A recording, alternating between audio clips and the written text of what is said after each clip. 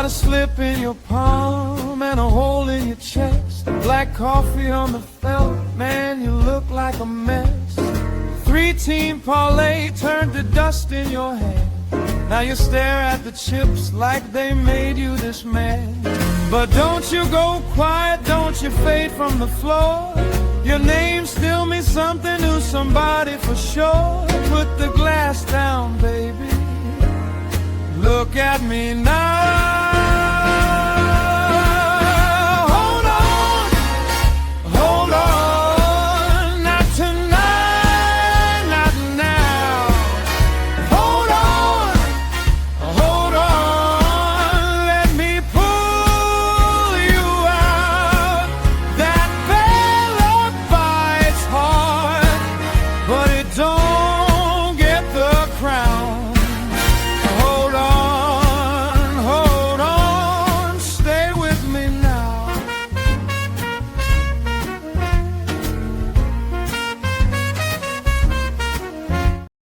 What's up, everybody? It's Toad back with you. Toadstool Sports. It is Tuesday, May 26th. 2-0 on the show yesterday. We're on a 98, 42-5 run now. Last 52 days. Let's keep it going, man. We're going to try to keep it going. Yesterday was very selective. We hit on the under first 5 innings in Yankees-Royals. Looked a little bit iffy early because the Yankees put up 2 runs, I think, in the second inning, but they did not score any more runs than that in the first 5. The Royals put up 1 run, and it was 2-1. We had under 4.5 in the first 5, so that was a winner. The full game went under as well. Yankees 4-3 final, I think was what it was. So that went under as well. I told you I thought the 9 made no sense in that game. The 9 was too high, so I didn't disagree with a full game under there either. And we won in overtime with the Carolina Hurricanes, but it should have been way easier than that, dude. Carolina dominated that game statistically. They had 3 times as many shots in the game. It's just ridiculous that they did not have another goal in there. But once it went into overtime, Montreal started out overtime looking pretty good, but Carolina took it over again, and they wound up getting the goal to win, obviously. Carolina's been good in overtime, though, dude. They've won, I think, 7 overtime games in a row now or something like that. Maybe it's playoff overtime. They have a good record in overtime. They're also undefeated in overtime during the regular season this year as well, I believe. So, I don't know. They have a really good overtime streak going, which now includes 2 games in this series. I think it was the right side. I think it should have been easier than it was. I'll take it. We'll move on to today. I'm going to have 2 baseball plays. They're both totals. And I will have a play in the NBA game, although it's maybe a little bit different than you might think. And hopefully I'm not going to fuck it up. Because, I usually am going to play like the side in the game. And that's what I was thinking I was going to do. Thinking about it a little bit more, I'm doing it differently. Something I don't usually do. But hopefully it's going to be a win. I think they're correlated, so hopefully both of them win. Josh, what's up? Dirty Sock. Kyle. Garrett, what's up, everybody? Gerald, thank you. What's up, everybody? The over. I didn't really have a feel for that total. Under in the hockey game tonight. I don't know. Don't listen to me on hockey totals, man. Although the one that I did play was one of my losers. I think I only have 3 playoff losers, but I had to give out the under on that game in the Avs Wild series after they had like a 15-goal game. I was like, you have to play the under in the next game, man. And we only lost it on an empty net goal, so I was not happy about that. I don't think it was the wrong play. Unders, a lot of times will get killed by the empty nets, though. Let's get into baseball here. It's all evening baseball today because it is a Tuesday. There'll be afternoon baseball tomorrow on getaway day. Washington at Cleveland is the first game at a weird 6:10 p.m. start time. Cleveland got killed yesterday, 10-2. Washington, not a very good team, but they can hit. Washington only used 1 relief pitcher yesterday. Cleveland used 2. I thought they used more than that, actually. Cleveland is the better bullpen, though. That's one thing they have going for them. I arrange it by whip. Cleveland is ranked 10th right now. Washington is 24th. Pretty bad. Washington has been good offensively, though. They're number 4, arranged by OPS. Cleveland at 19th, so Washington is the better hitting team. It's an interesting pitching matchup here. Cade Cavalli is pitching for Washington. He's still pretty young. His numbers his ERA looks good on the season, 3.86 ERA. His whip is not good, 1.43. He hasn't been that good on the road, 4.37, so there are definitely some negatives here, but he's actually pitching really well this month. He's gone over 5 innings in each of his last 3 outings. He hasn't allowed more than 3 earned runs in any outing, actually going all the way back through his last 3 starts of the previous month. And this month, he has a 3.91 ERA, 23-5 strikeout walk ratio, and fewer than 1 hit allowed per inning. And the prior 2 starts, the last 2 starts of April, he had 10 strikeouts in each of them, one against the Braves. So that is pretty interesting, man. He's pitching well right now. Granted, a lot of these offenses he's faced over that span, not great offenses, especially the Mets twice. But Cavalli is actually pitching well here. Over the course of the season, his hit rate is too high, but he's got a high strikeout rate. Not too high of a walk rate, really. Cleveland has basically not seen him either. Only Patrick Bailey has ever faced him. 1 for 2 of the strikeouts. So I think Cavalli might actually pitch well here. Joey Cantillo is pitching for Cleveland. His numbers are kind of similar in a way because his ERA looks good, 3.05. 1.32 whip is not as good, though. He's been basically the same home and away. Pitched well-ish last time out against Detroit, shut them out for 5 2/3 innings, but they haven't been hitting anything recently. He walked 3 guys. That's a concern. Like, you look at, Cleveland has won his last 5 games. Yeah, but you look at that a little bit closer. He has a 17-14 strikeout walk ratio over that span. He's had 3+ walks in all but one of those starts. That is not good. So even though he's been a little bit difficult to hit, that walk number is way too high. Like, that's indicative that he has not been pitching as well as it looks like. His strikeout rate on the season is below 1 per inning. Hit rate is also below 1 per inning, so that's good. And his walk rate is definitely too high. Against Washington, he's held them to a 0 batting average, 0 for 6. They have 6 hitters who have faced him, 1 strikeout, 2 walks. I kind of like Washington in the first 5 here, man. I would not want to deal with their bullpen, but I actually think Cavalli is the better of these starting pitchers, and you're getting them at an underdog price here, most likely. For the full game, they're definitely an underdog. About -134 is the price on Cleveland. Cleveland might be a little bit overrated right now, even though I don't think Washington is good. But, Cleveland,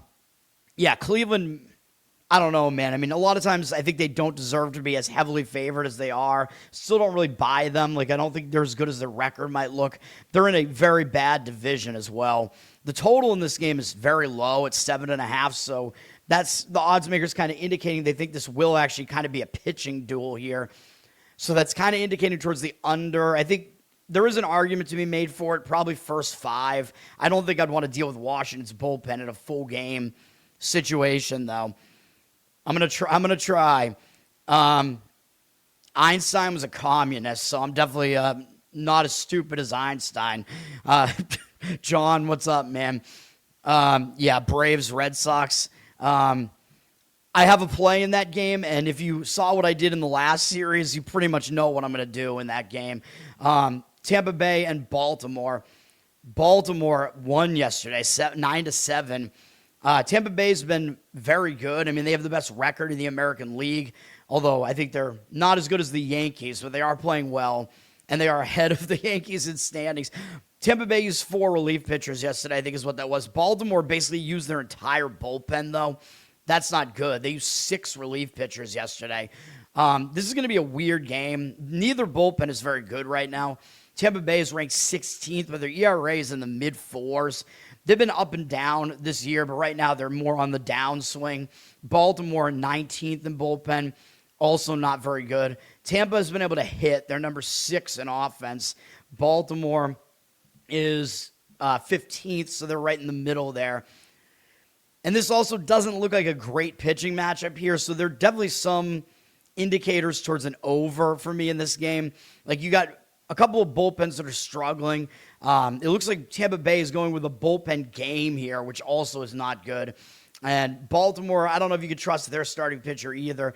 Griffin Jax is listed as the starter for Tampa Bay. He's got a 3.54 ERA, which is pretty good. 1.36 whip is not as good. He's made a lot of appearances out of the bullpen, though. He's been worse on the road, 4.7 road ERA. He did pitch well last time out. He's made a couple of 5-inning starts recently, and his last one was actually against Baltimore, and he went 5 innings and allowed 1 earned run on 3 hits, 6 strikeouts.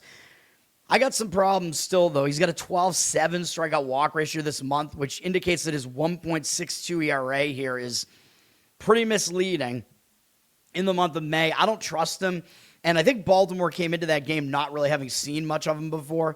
He's now got 36 at-bats against them. He has held them to a 250 average, 714 OPS, which is not too bad. 8 strikeouts, 4 walks, but I think because they kind of refamiliarize themselves with him, I don't know, man. I think Baltimore might be able to get to him here. On the other side, Shane Baz is pitching for the Orioles. Former Tampa Bay Ray Shane Baz, he's not having a good season either. 4.87 ERA, 1.45 whip, not good. He's worse at home as well, 5.66 home ERA. Has pitched well in his last 2 outings, sort of.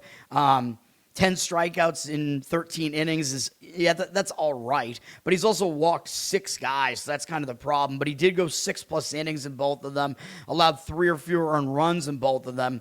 So he's pitching okay, sort of, right now. Both of those starts are on the road, though. His last home start was not good against the A's. They beat him up.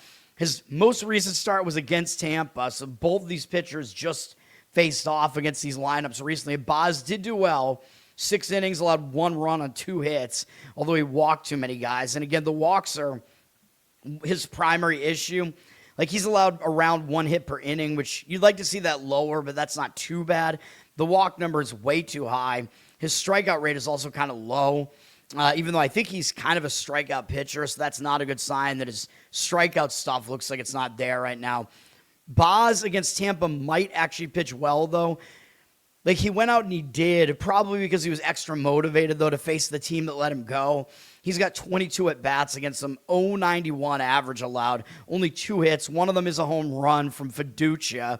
8 strikeouts, 5 walks, though. That's not good. 487 OPS is still really low, though. So Baz does have good matchup numbers here, at least, and maybe the motivation will still be there to pitch well against his former team, although he already did that once, so that motivation might kind of be gone. I think I would lean over here. I mean, I don't like either bullpen. Both pitchers definitely have their question marks here.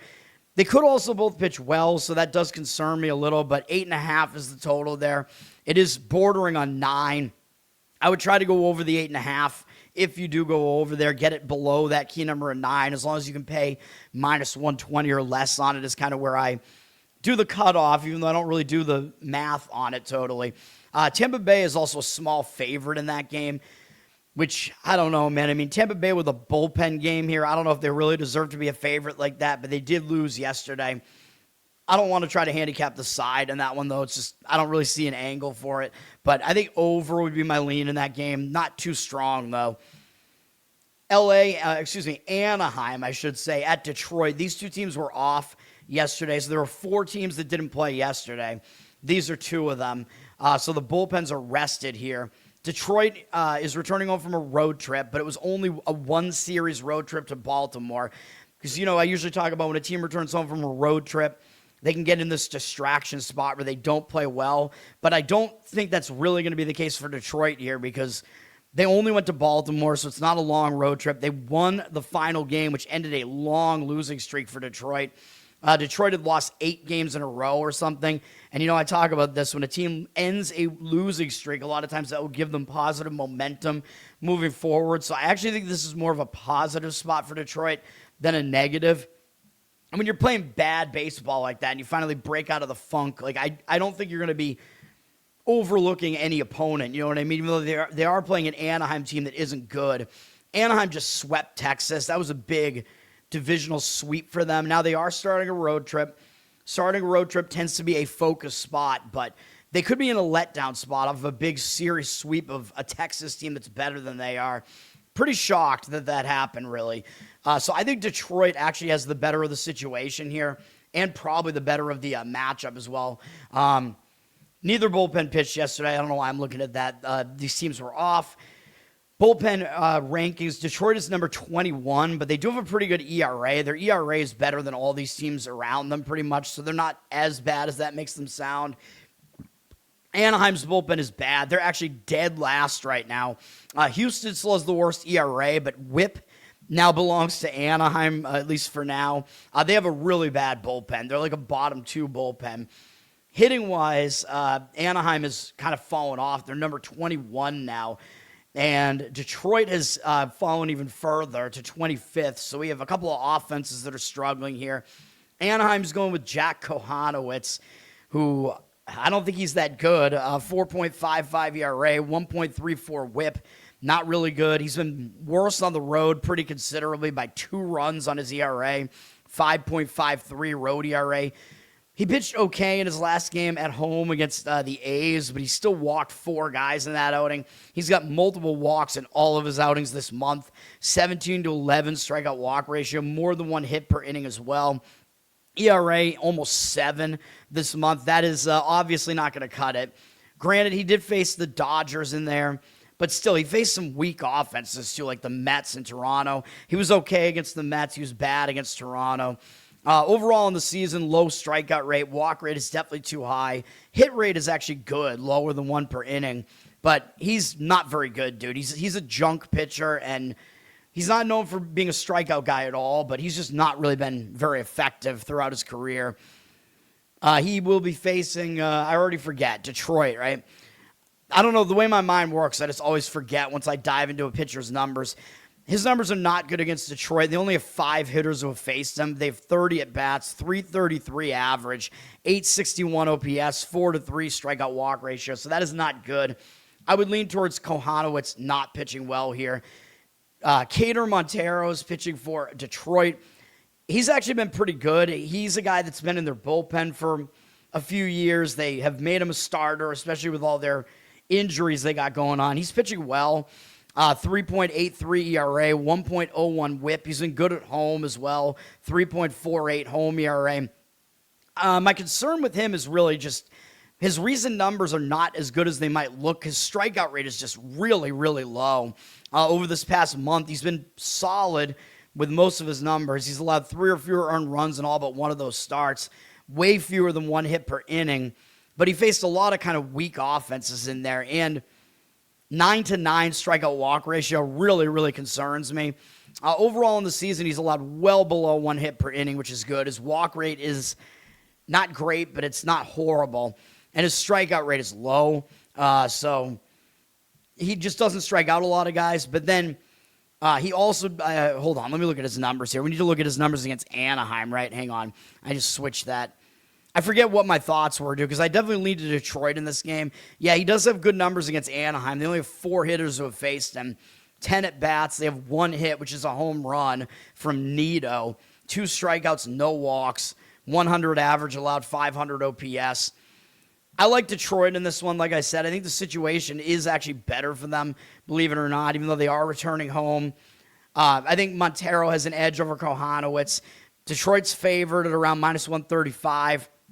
That's what I would do. I would lay the money line with Detroit if I was going to play this. They have the better bullpen as well because Anaheim's bullpen is that bad, even though I know it's rested.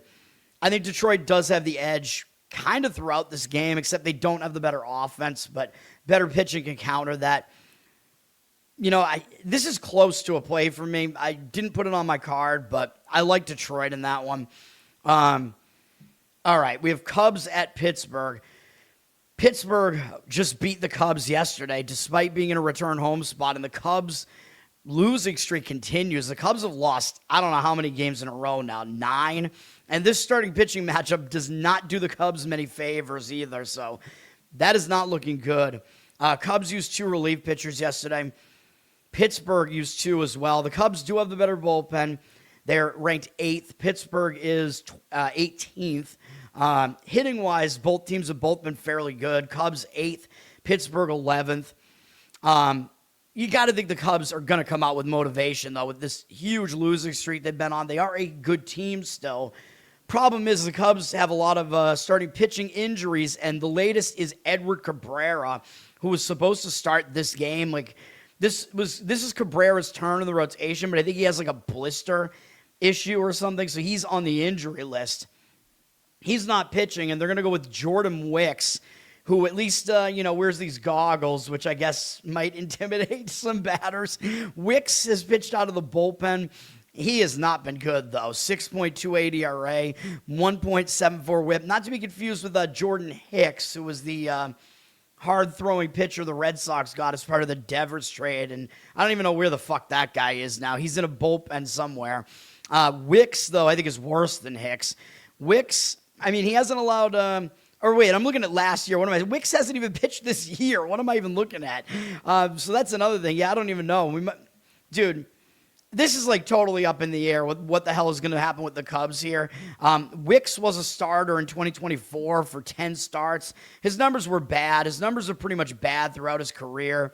I'm not expecting much out of him here. He might not even go that deep into the game, but maybe he'll do okay enough to get through whatever innings he pitches. Pittsburgh has not really seen much of him. They're 1 for 4 with a single from Reynolds. There's 1 strikeout and no walks in there. But I would much prefer to be on Braxton Ashcraft here for the Pirates, who is having a really good season. 2.89 ERA, 1.03 whip.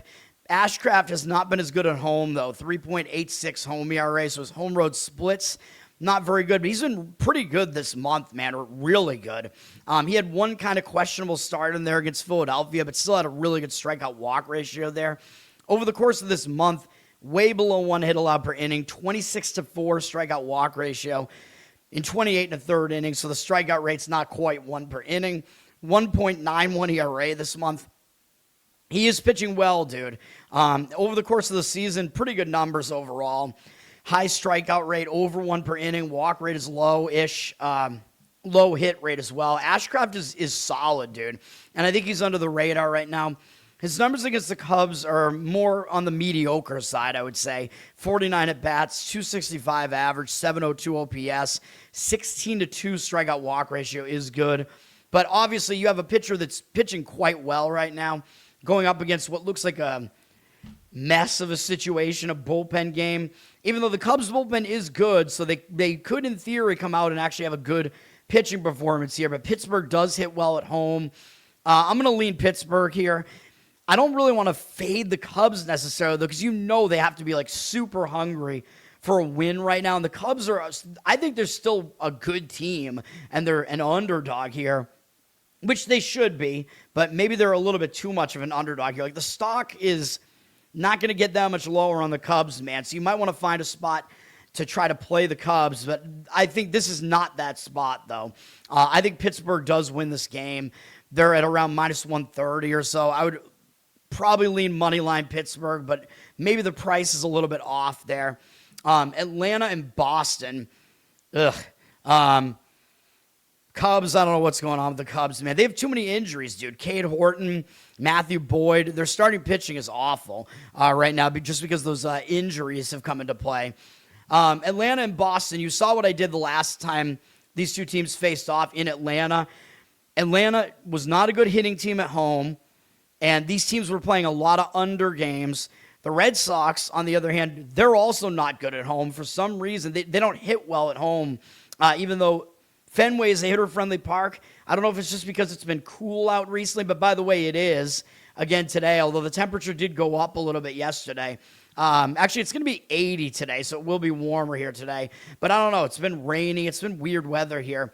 As you can tell, I am going with the under in this game. Hang on. Yeah. We're going to go back to what worked. We had 2 unders in the previous series between these two, and they both hit. These teams have a lot of trends towards the under. I know the Red Sox offense has been hitting a bit better recently, but they're going to have to go up against some good pitching here, man. We have rested bullpens. I talk about this. These two teams didn't play yesterday, and when that happens, I think it cools off the hitting a little bit when the hitters are off for a day. And it helps the bullpens because the bullpens are rested. And we're also looking at two good bullpens here. The Red Sox, I know they did play some more over games recently, but they have some strong trends towards the unders here, man, still. That last series, like I said, 2 of those games went under. We won on the under in both of them. Red Sox should be in a bounce-back spot as far as the side is concerned. They just got swept at home by Minnesota, and they're staying at home. You got to think they're at least going to show up with some effort here.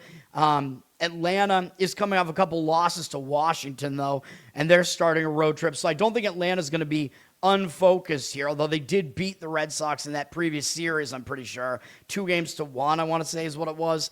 But whatever. We're looking at the total here. Atlanta, well, both bullpens are rested. Atlanta is number 1 in bullpen whip. They're one of the best bullpen ERAs as well. Not exactly at the top, but really good. Red Sox actually have a slightly better bullpen ERA.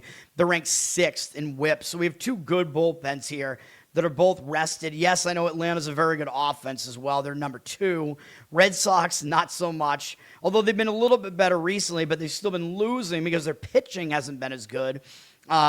It's always one thing with the Red Sox, man.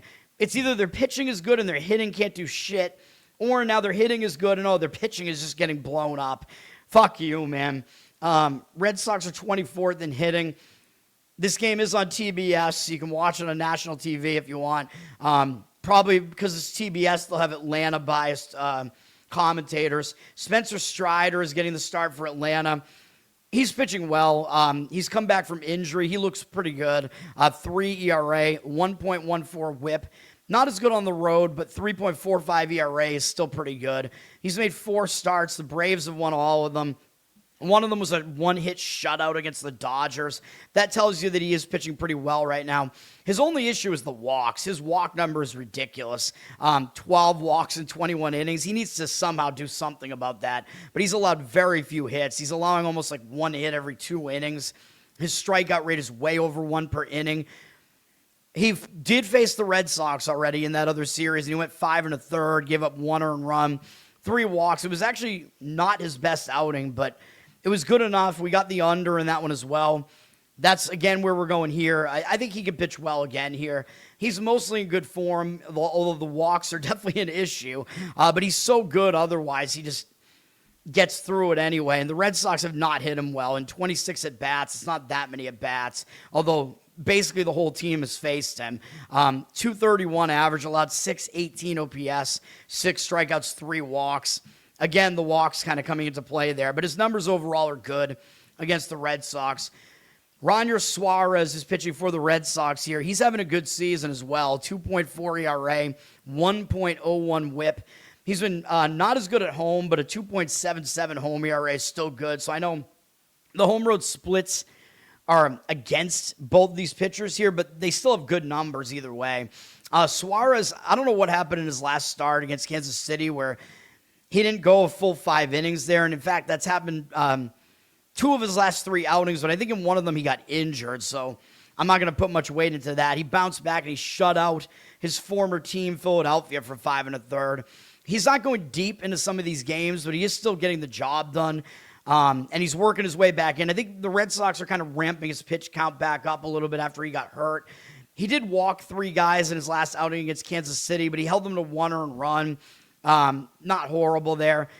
His numbers overall in the season, they're solid. I mean, he doesn't allow a lot of hits. His walk rate is okay, and his strikeout rate is also okay. But, of course, he's going to have to go up against a team that has seen a ton of them, which that was a concern that I had when I'm, assessing this. I was thinking Red Sox are going to be up against it here because Suarez was on Phillies, so the Braves have seen a ton of him. Yeah, they have 197 at-bats against him, but Suarez has actually done well. 239 average against them, 653 OPS, 46 strikeouts, 15 walks. Not too great, but not horrible. That ratio, there. Overall, Suarez has done fairly well against them, so I think what we're looking at is 2 pretty good pitchers here right now. They both have decent matchup numbers. We got 2 good bullpens, rested bullpens. Teams that have been trending more towards the under recently, especially when they played each other. And, of course, I'm not talking about the percentages because everything is not working, man. It's like whatever data providers are out there for this stuff. It's like they're basically like saying, fuck you now. So pregame's fucked. Wager talk was fine up until the last 2 days. Now they're fucked. So we're flying blind here. I don't even know what the market is saying here.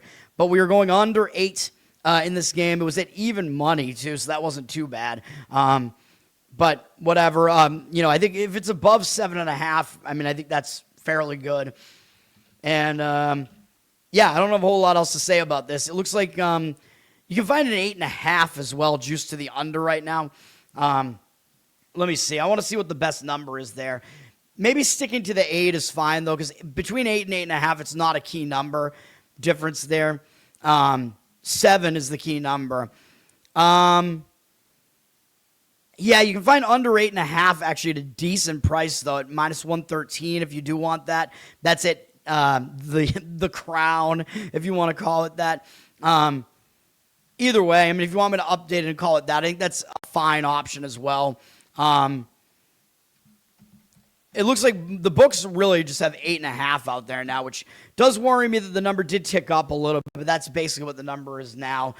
We could track it as that if you want, but either way, you have to pay a little bit more for that number, and maybe it's not worth it for that half a run there because it's not on a key number, but yeah, 8.5 at -115. We better get the win, man. That's all I got to say. Braves, as a Braves fan, you're saying they can't hit Suarez. Well, yeah, the numbers look pretty good for Suarez against the Braves. Like, I think he needs to do okay here, and hopefully we can get this done. Yes, all right. So that's that one play there. Okay. I lost my train of thought there. I think I was going to say one other thing, and I can't remember what it was now because I was looking up the odd numbers are key in baseball. If you haven't watched me before, because obviously you need a run to break a tie. So the key numbers are 7, 9, 11 in baseball, because if you're at 3-3, 4-4, whatever, you obviously need one more run for a team to win that game. So that's why it's more often that games land on the odds than the evens. All right. Miami and Toronto. Toronto lost 8-2 yesterday to Miami, so could be a bounce-back spot, but Toronto's been pretty questionable this year, man. Miami, not a horrible team, really. They did use 4 relief pitchers yesterday, though. Toronto used 4 as well. Miami's been a good bullpen this year. They're ranked 4th here in these rankings. Toronto's 12th. Toronto not too bad. Offensively, Toronto's really been bad at 28th, and Miami is 16th. So Miami's actually been the better offense, and Miami at least here has a starting pitcher going up against a bullpen game. Sandy Alcantara is pitching for Miami. He's been okay. Again, as I always point out, he is not his Cy Young self anymore, like not even close, but he is pitching decent. 4 ERA, 1.28 whip. You'd like to see that whip be better, really. He's been a little bit worse on the road, 4.5 road ERA. Gave up 6 runs last time out, but it was against the Braves, and he didn't walk anybody. So that doesn't concern me that much this month. His ERA is high, and over 6 this month. But his strikeout walk ratio is decent, 17-5, but he's allowed way too many hits, 29 hits in 22 1/3 innings. That's not good. Over the course of the season, he's been a little bit less hittable than that. He's a little bit below 1 hit per inning. His walk rate is kind of too high on the course of the season. His strikeout rate is way down. Like I said, he's having to figure out how to pitch with lower velocity now. Against Toronto, he has okay numbers against them in his career. 33 at-bats, 273 average, 718 OPS, 4-1 strikeout walk ratio. I just don't know if he's fully trustworthy, although I probably prefer him over a bullpen game for Toronto. They're going with Braden Fisher as an opener here. He's got a 2.73 ERA, 1.01 whip, but it's not even worth digging into that much, I don't think, because it looks like he's going to go 1 inning. Like he did the last time he was an opener was Thursday, and he's made 2 appearances since then. So he's basically a bullpen arm, and they have him go into the opener slot sometimes, and that's what he's doing here. Highly likely he's going to go 1 inning, and then they're going to turn it over to whoever else is in their bullpen. The last time they did that, it was a full bullpen game, but they actually did well.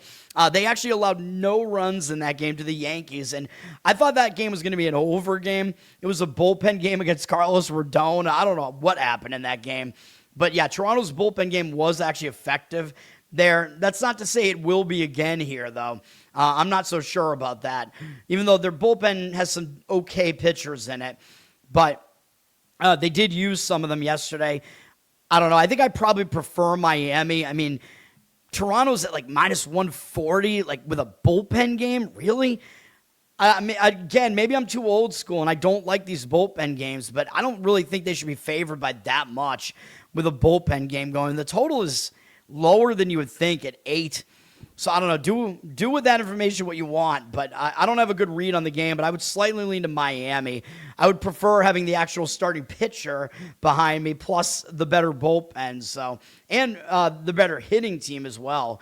So, yeah, getting them as an underdog, Cincinnati at the Mets. This is going to be a little bit difficult to figure out because the Mets have not listed a starter unless they did since I started this. No, they have not. I still have an opinion on this game, but it's a little bit difficult to figure out not knowing who the Mets are going to start, although we can kind of guess what the Mets are going to do here. Mets used 3 relief pitchers yesterday. Cincinnati used 4. I forget who even won that game. It was probably not the Mets, though. No, the Mets have lost 4 games in a row now. They lost 7-2 to the Reds yesterday. The Reds do not have a good bullpen, though. The Reds are 29th in bullpen. Very bad, although you could make the argument they're at least better than Houston, though, who's ranked ahead of them right now in WHIP, because their ERA is better than Houston. So, yeah, they're probably better than Houston, but this is still a bad bullpen, dude. Like a bottom 3 bullpen.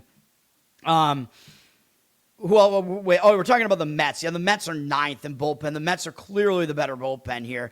Offensively, the Mets have been awful. They've been an offensive offense, and not in a good way. They're still dead last in offense, and Cincinnati is 14th. So Cincinnati has the better hitting, and Cincinnati's going with Chase Burns. You know I'm a fan.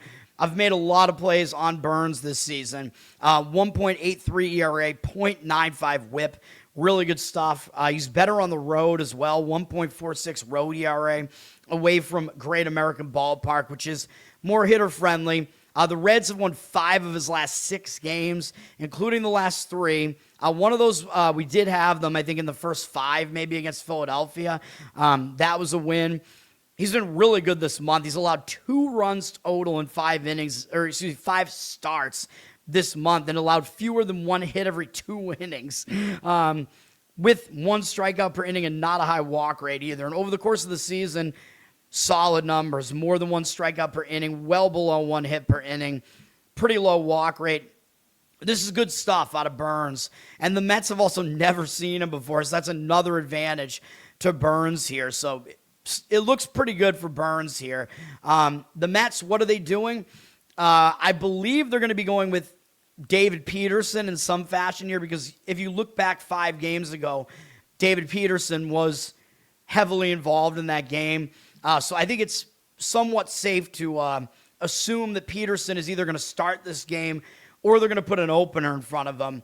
So I believe they're putting an opener in front of Peterson after he had this bad start to finish April against Washington. I think they had him come in after an opener, and he actually did start pitching better once they did that. I believe they moved him back to a starting role against Washington, and he actually did okay.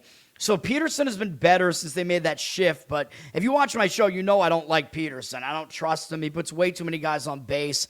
He's got a 5.03 ERA, 1.55 WHIP. That's bad, although this month his ERA is 2.5 with a 20-6 strikeout walk ratio. Fewer than 1 hit per inning as well. You can't really argue with that. I mean, that's pretty solid, including outings in Coors Field, at Arizona, against the Yankees, and at Washington, although I think Washington hits better on the road. He walked 3 guys apiece in his last 2 outings. That is a little bit concerning, but he is definitely pitching way better right now. And his numbers against the Reds are not awful, although they're not good either. In 66 at-bats, 273 average, 767 OPS, 15.7 strikeout walk ratio. Again, it's a lot of walks from Peterson. That is one of his major issues.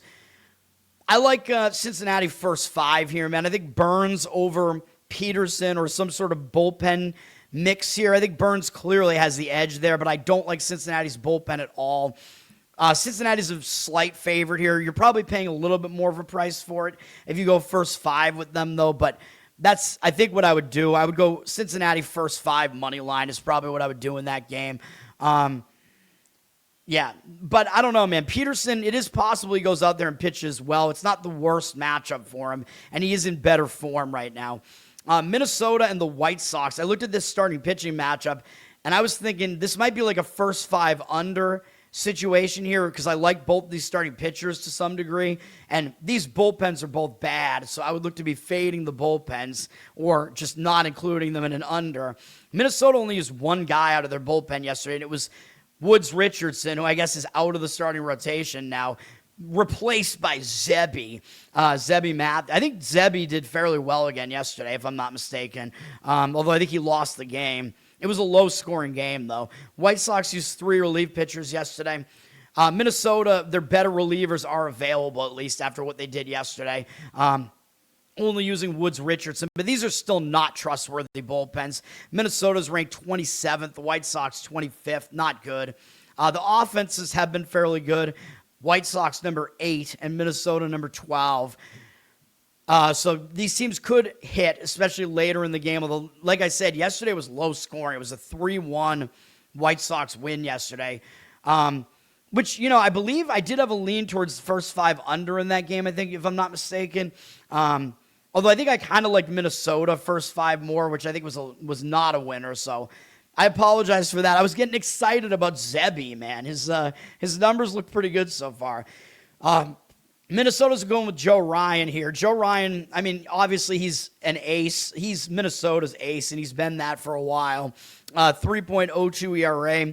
0.97 whip. He's been worse on the road, though. 3.95 road ERA.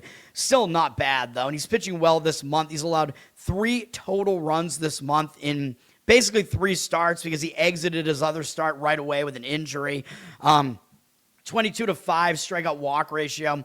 Way below 1 hit per inning, but we get it. Ryan's really good. He's allowed way below 1 hit per inning this year. Walk rate is fairly low. Strikeout rate high, over 1 per inning. Against the White Sox, though, he has not done that well.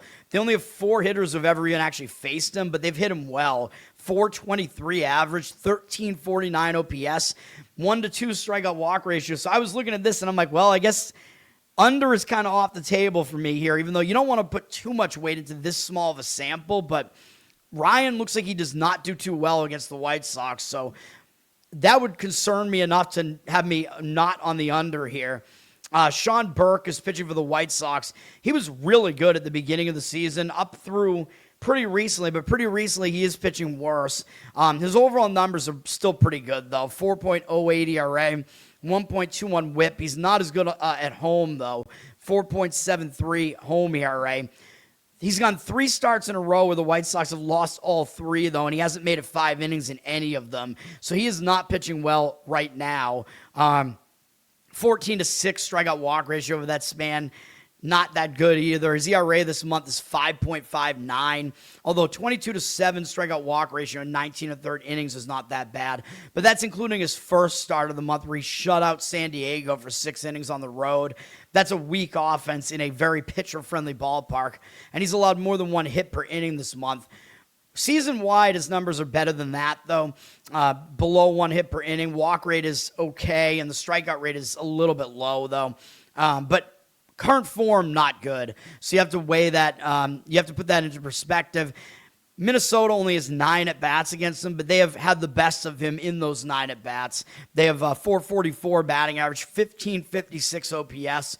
Buxton has a home run off him. So Burke, in very short order, has not pitched well against Minnesota. So, the odds makers are telling you they think this is actually going to be a pitching duel, which is what I kind of thought when I first looked at the starting pitching matchup. But I just showed you the numbers. Again, it is a small sample, so you don't want to weigh that too heavily. And the odds makers are not throwing money away by putting this thing at 7.5. But given what these bullpens look like and given those matchup numbers, I would not want to be on an under in this game. I'll tell you that. If you do go under, I think you still have to do it first 5 innings, but I don't want to do that either, as you can tell. I might even slightly lean over in the full game here, and then you get the bad bullpens into the mix there.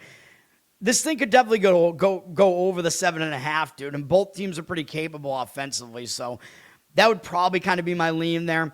Minnesota's a small favorite here with Joe Ryan. I mean, it looks almost too obvious to play Joe Ryan, though, as a small, like basically a pick-em price there. So maybe there's a little bit of value grabbing the White Sox as a home dog there, but Ryan is in the way better form over Burke right now, so I don't think I would do that. In Minnesota, their bullpen rest kind of makes their bullpen at least a little bit less bad here, so I don't know, man. It's a tough game to deal with, but I think over would probably be what I would do in that game if I had to play it, but I do not want to. Yankees at Kansas City. We had this game correct yesterday with the first 5 under. With my only baseball play, the full game went under as well. 4-3 win for the Yankees. This matchup, though, looks like this is just a huge mismatch in favor of the Yankees here. Like, I don't think there's any way the Yankees lose this game. Although they did use 5 relief pitchers yesterday, but it was somewhat light usage. But it did include their closer, Bednar. Kansas City's bullpen is the worst of the 2 bullpens, though. They use 2 relief pitchers, so they are a little bit more rested. But the Yankees are ranked 13th right now. Their ERA is a little bit better than that, though, in the bullpen. And Kansas City, 26th. Yankees clearly have the better bullpen. The Yankees are ranked 3rd offensively, although their offensive numbers do drop pretty significantly on the road. As we saw again yesterday, Kansas City is 20th in offense. They have not been hitting well, so the Yankees have the edge there as well. And the Yankees have Cam Schlittler on the mound, who might be the best pitcher in the American League. So I would not want to go against him here. He's got a 1.5 ERA, 0.86 whip. Yeah. 1.04 road ERA in more innings pitched. So he's been pretty much untouchable on the road. Also pitching well this month. I mean, I don't even think we really have to go into it, but he's allowed 4 runs in 24 1/3 innings this entire month. Over the course of the season, high strikeout rate, over 1 per inning, very low walk rate, and a low hit rate as well. All of his numbers are good.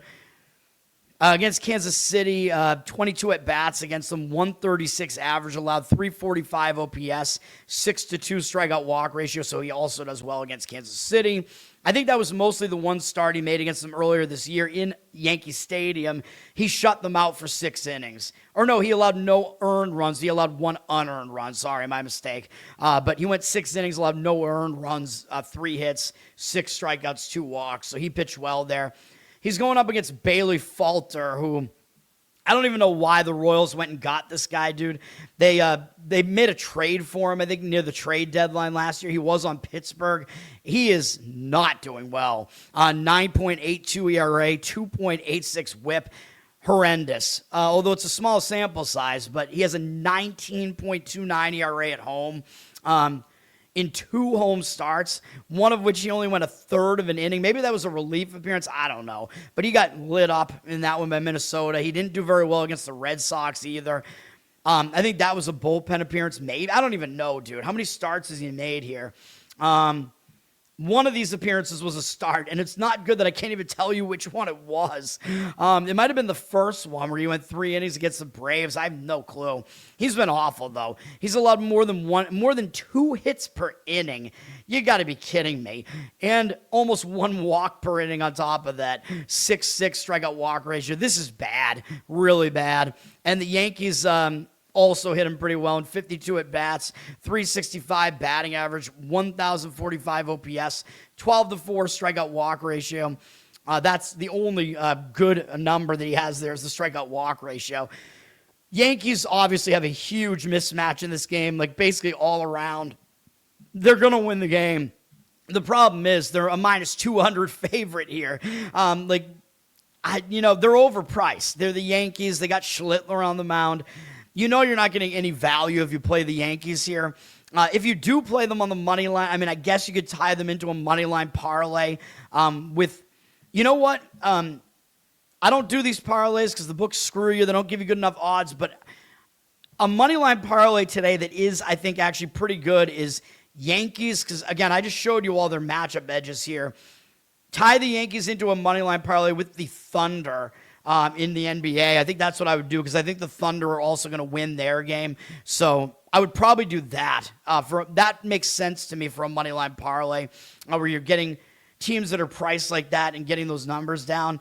I still don't want to do that, though. But I think if I was going to play this game, I would actually lay the run line with the Yankees because you want everything to come into play, right? Like I I think that's better than like going Yankees team total over because they don't score as much on the road, really. You want that advantage of Schlittler shutting down Kansas City, right? And you want the advantage of the Yankees being able to hit against Kansas City. Yeah, I mean, I think the only way that I could really play this is to lay the -1.5 runs with the Yankees, and then you do get 9 at-bats with them. And I actually considered putting it on my card, too.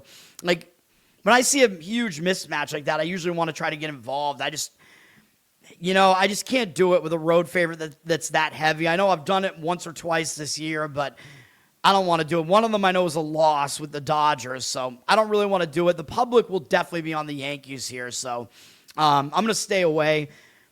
This next game will be my last play in baseball here, and I do have an NBA play as well, but it's probably not exactly what you think, although I mentioned it at the beginning of the show. All right, I'll give you this next play.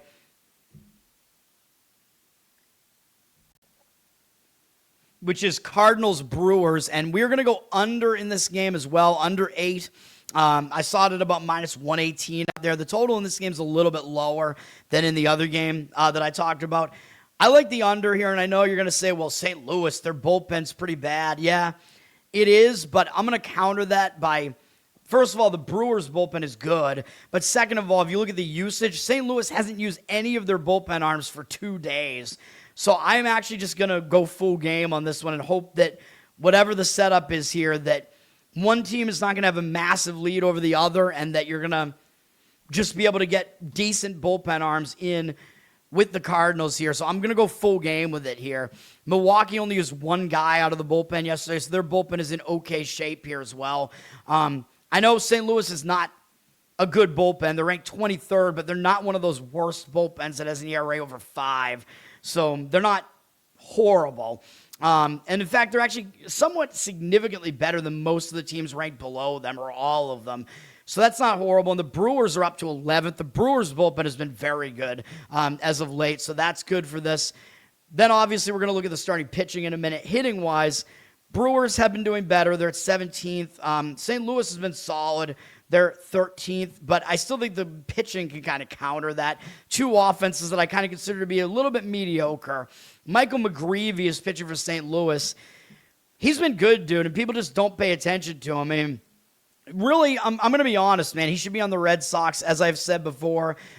His name gets shouted out in Tessie, in the old Red Sox rally song that the Dropkick Murphys covered, and I covered their cover on ukulele a couple of times. I usually do it right around when the season for the Red Sox opens, but yeah, I don't even remember what the lyrics are, but it has something to do with McGreevy in it. McGreevy led the charge into the park, stormed the gates, and put the game on hold. Yeah, he should be up here in Boston, man, this Irishman here. But he's pitched well on the season. 2.4 ERA, 0.99 whip. Good stuff. And he's been not as good on the road, but still a 2.86 road ERA. Can't complain about that. He did get hit around in his last outing against Pittsburgh. He gave up 10 hits, and he only had 1 strikeout. I know that is worrisome.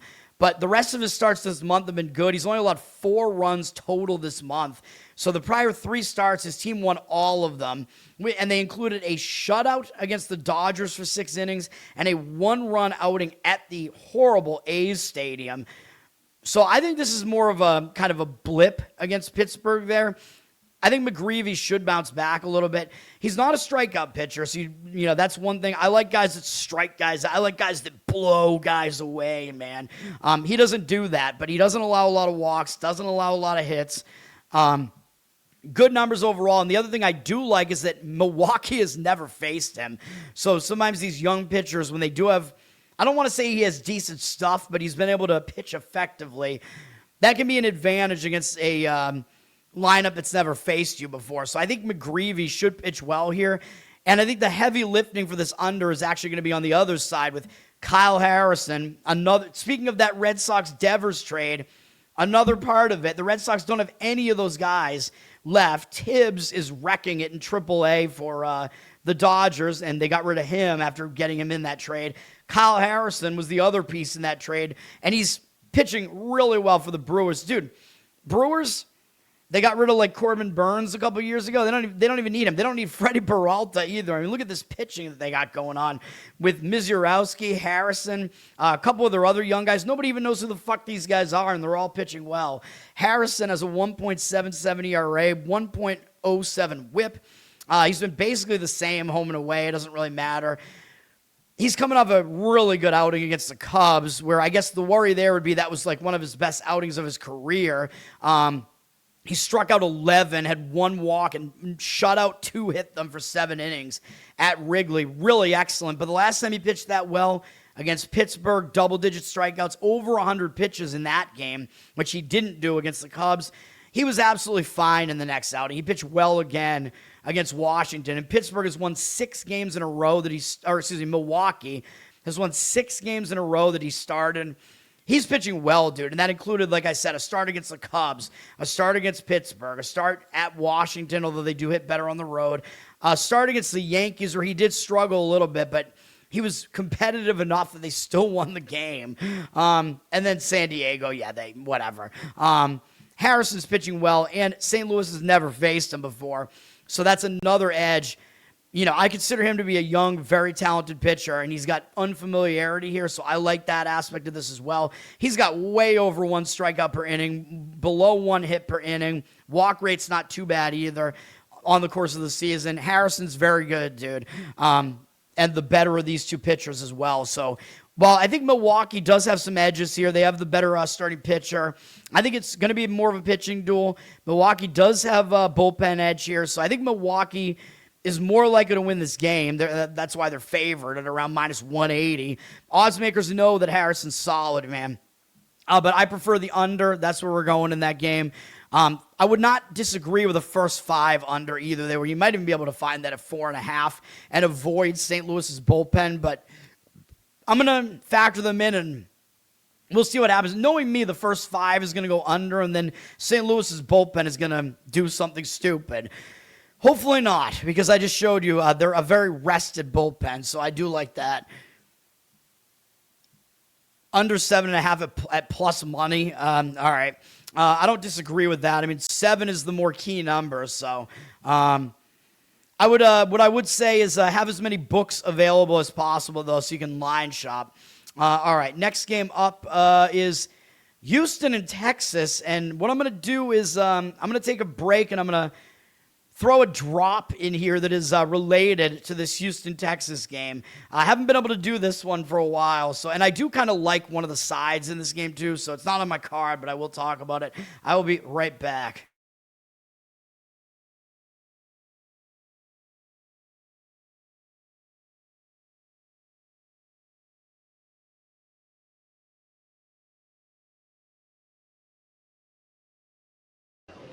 Yeah, I should do the opposite. I should. If every instinct you have is wrong, then the opposite would have to be right. Yes. I will do the opposite. I used to sit here and do nothing and regret it for the rest of the day. So now I will do the opposite, and I will do something.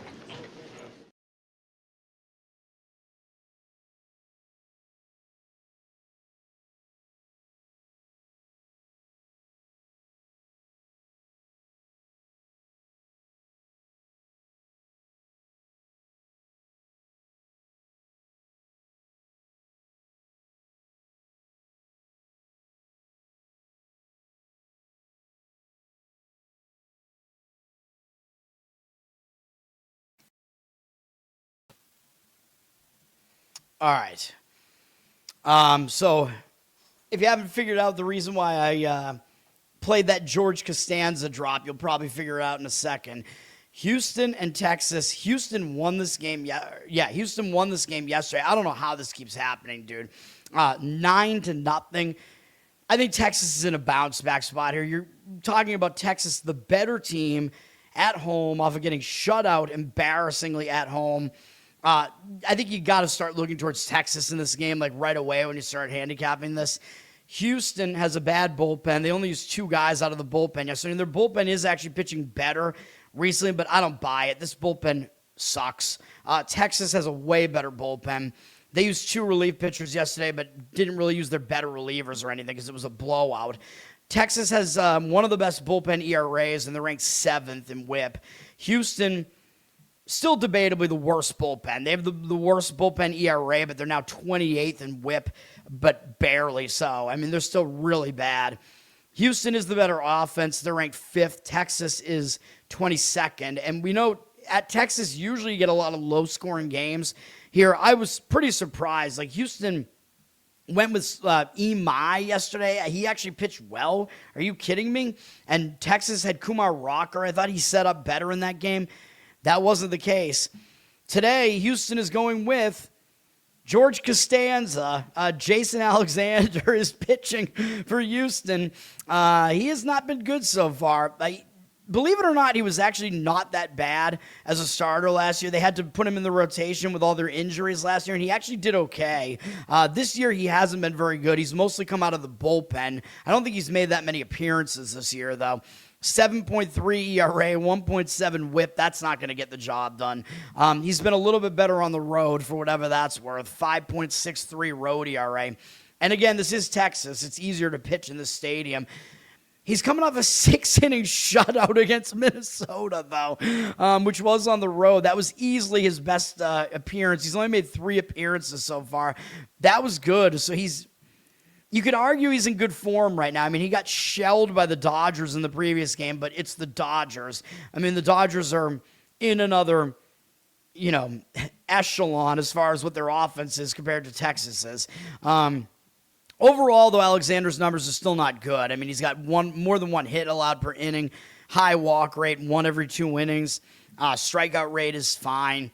I still don't trust Alexander, and his numbers against Texas are not great. In 14 at-bats, I know it's a very small sample. 5 strikeouts, no walks, 286 average allowed, 857 OPS. Not great. I mean, the thing is, he did pitch well in his last outing. He is capable of pitching well here, so that's my concern. And again, last year he was decent for a fairly long stretch as a starter for Houston last year. So, I don't know. That's kind of my concern, I guess. Jack Leiter is the younger and more talented pitcher, and he is going for Texas here. He hasn't been that good, though. 4.61 ERA, 1.39 WHIP, but he is better at home in a pitcher-friendly stadium here. That all makes sense. 3.48 ERA here at home.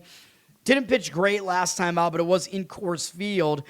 And he pitched in Houston the game before that and did well against them. He went 7 innings, allowed 1 run on 3 hits, 6 strikeouts, 3 walks. Wasn't great, but he pitched well in that outing. His problem is the walks, dude. Looking at this month, he's got more than 1 strikeout per inning, 27 and 23 in the 3rd innings, 19 hits allowed. That's all good except 11 walks. That's a huge problem. He's allowed multiple walks in his last 3 outings. His season-wide numbers are pretty much the same. Over 1 strikeout per inning, below 1 hit per inning, and way too many walks. He's got to figure that out. If he got the walks under control, he'd be a pretty strong pitcher, dude. His numbers are good against Houston, though. As I just showed you, he pitched well against them recently. But overall, he has good numbers against them. It's 60 at-bats, 183 average, 590 OPS, 15 strikeouts, but 9 walks. The walks are a concern. But I would prefer going with Leiter. I think he's the better starting pitcher here. Texas is in a bounce-back spot. Texas has the better bullpen. Texas is around minus 130 here. That's the way I would play this game. I would go Moneyline Texas here. That would be my lean in that game. I considered putting that one on my card. So I think the ones that are not on my card, my strongest opinions not on my card are Texas Moneyline. What was the other one I mentioned? I can't remember now. Oh, Cincinnati first 5, I would say, is one of them. And Yankees run line, I guess, is kind of in there. And then I like a total. I like an over in one of these remaining games. So I'm going to mention that shortly. Philadelphia at San Diego is next. This is a pitcher-friendly ballpark. This is one where I am not going to recommend an over. I thought that there was a chance yesterday because the pitchers yesterday had bad matchup numbers, but that game went way under. Randy Vasquez was supposed to pitch that game yesterday, and he did not. So there was a late pitching switch for San Diego, and they switched to Griffin Canning, who is not good. So I would I would have handicapped that game differently. I think that gave more of an edge to Philly, and Philly won the game 3-0. But Canning wasn't really that bad in the game. Vasquez, for some reason, got moved to today's game. I don't know why, but I'm going to mention that in a minute.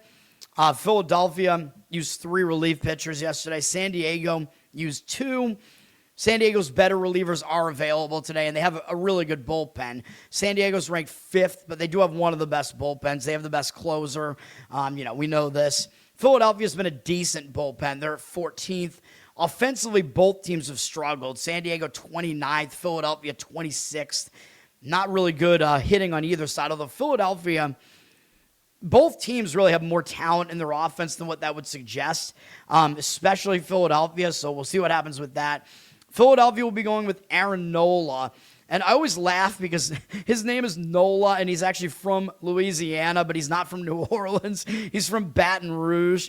I don't know, Baton Rouge.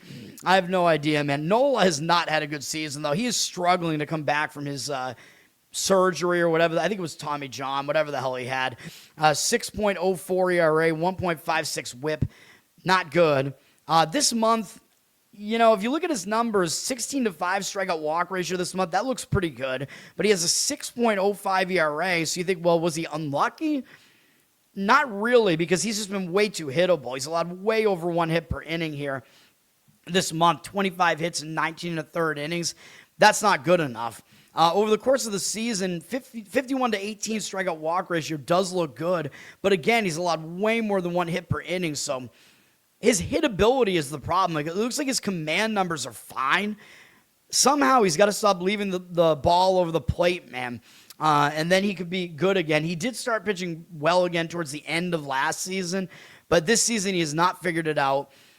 This might be a matchup where maybe he starts turning it around, though, because he has good numbers against San Diego in his career.